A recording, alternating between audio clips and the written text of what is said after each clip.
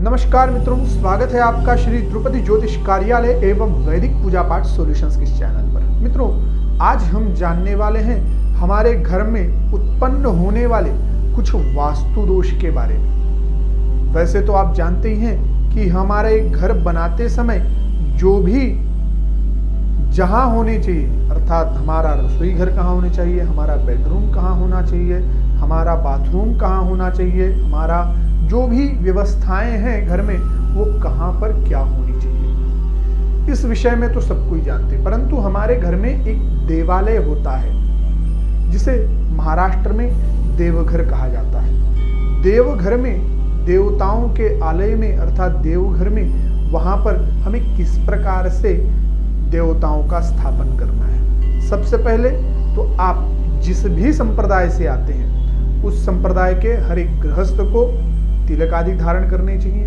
भगवान को स्थापन करना चाहिए। जो भी संप्रदाय हो, चाहे कृष्ण हो, चाहे राम हो, चाहे शिव हो, चाहे दुर्गा हो, चाहे गणपति देवता हो, तो उनके आप विग्रह अपने घर पर रख सकते हैं। वैसे गृहस्थियों में एक ही देवता की पूजा करने के लिए नहीं बताया गया।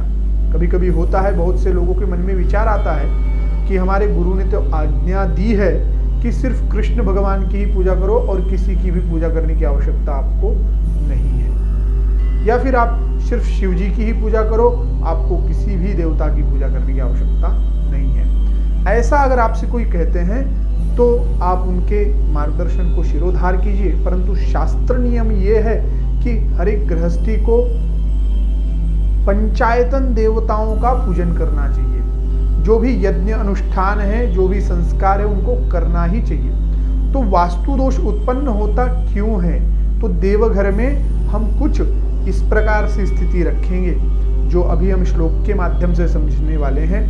देवताओं का कितना संख्या में पूजा करना चाहिए, किस किस देवताओं को कैसे विराजमान करना चाहिए, ये सब हम आगे वीडियो में देखेंगे। इसमें हम सिर्फ जानने वाले हैं कितने देवताओं का हमें अपने देवघर में स्थापन करना चाहिए। तो चलिए श्लोक के माध्यम से बहुत ही सिंपल तरीके से जानते हैं। पहले श्लोक को पूरा पढ़ेंगे, फिर आपको इसके भावार्थ के बारे में अच्छे से समझाते हैं। तो गृह देव पूजन करने के लिए यह दिव्य श्लोक दिया गया है। इसे आराम से पढ़ते हैं, आप भी इसका उच्चारण कीजिए। गृहे लिंगद्वयं नार्च्य गणेश तृतीयं तथा शंखद्वयं तथा सूर्यो नार्यो शक्तित्रय तथा। यहाँ पे नार्चो है, मतलब नहीं अर्चन करना है। नार्चो शक्तित्रयं तथा द्वे चक्रे द्वारकायास्तु शालग्राम शिलाद्वयं तेषां तु पूजनेनैव उद्वेगं प्राप्नुयात् गृही।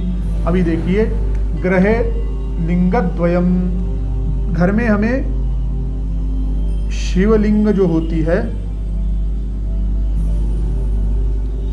शिवलिंग,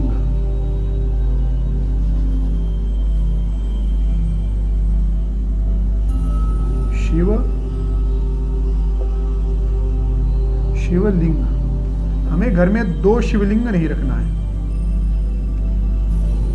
दो शिवलिंग नहीं रखनी चाहिए, एक ही शिवलिंग आप घर पे विराजमान करें। दूसरा क्या है? नार्च्य गणेश तृतीयम तथा, और गणेश जी के 3 स्वरूप नहीं रखने चाहिए। ओके। शंखद्वयम तथा सूर्यो, 2 शंख और 2 सूर्य की प्रतिमा। शंख और सूर्य अगर आप विराजमान करते हैं तो उनको 2 संख्या में नहीं रखना है। 2 शंख और 2 सूर्य। नार्चो शक्ति त्रयम तथा, अभी आपको शक्ति अर्थात देवी के एक ही स्वरूप को 3 नहीं रखना है। शक्ति अर्थात देवी स्वरूप। 3 नहीं रखने, कोई भी एक स्वरूप आपको 3 नहीं रखने, एक ही देवी आप विराजमान कीजिएगा। द्वे चक्रे, और 2 चक्र अर्थात 2 गोमती चक्र, गोमती चक्र भी आपको नहीं रखने हैं, 2 गोमती चक्र। द्वारकायास्तु, आपको ये भी नहीं रखना है। शालग्राम शिलाद्वयम, और शालिग्राम जी की ग्राम शिलाद्वयम, 2 शालिग्राम नहीं, 3, 5, 11 आप इन संख्या में, विषम संख्या में रखें, बहुत अच्छा है। तो इस प्रकार से आपको ध्यान रखना है। अगर आप शिवलिंग 2 रखते हैं, गणेश 3 रखते हैं, शंख भी 2 रखते हैं, और शक्ति के स्वरूप देवी के स्वरूप 3 रखते हैं, या फिर 2 गोमती चक्र रखते हैं और 2 शालिग्राम, तो आपके घर में वास्तु दोष होता है। आपके देवघर में देवताओं की एनर्जी जो है बुरी तरह से फ्लो करती है। इसके लिए आपको इसको ध्यान रखना है, और इसी प्रकार से आपको घर में मूर्तियों को स्थापित करना है, या फिर इसी टेक्निक से आप इसे ध्यान कीजिएगा। चलिए, तो इससे होता क्या है, तेषां तु पूजने नैव, इन सभी के पूजा से उद्वेगम प्राप्नुयात् ग्रही, आपके घर में उद्वेग यानी कुछ ना कुछ अशांति अवश्य रहेगी, कुछ ना कुछ दुख शोकादि चलते ही रहेंगे। इसके लिए आपको ध्यान रखना है, इस प्रकार से कोई भी देवताओं का पूजन न करें। 2 शिवलिंग का पूजन, 3 गणेश जी का, सूर्य और शंख 2 नहीं रखना है, 3 देवी के स्वरूप नहीं रखने हैं एक ही, और 2 गोमती चक्र नहीं रखने हैं, 2 शालिग्राम नहीं रखने हैं। इस प्रकार से ध्यान रखिएगा और इस विधि को फॉलो कीजिएगा, वास्तु दोष का भी परिहार होगा।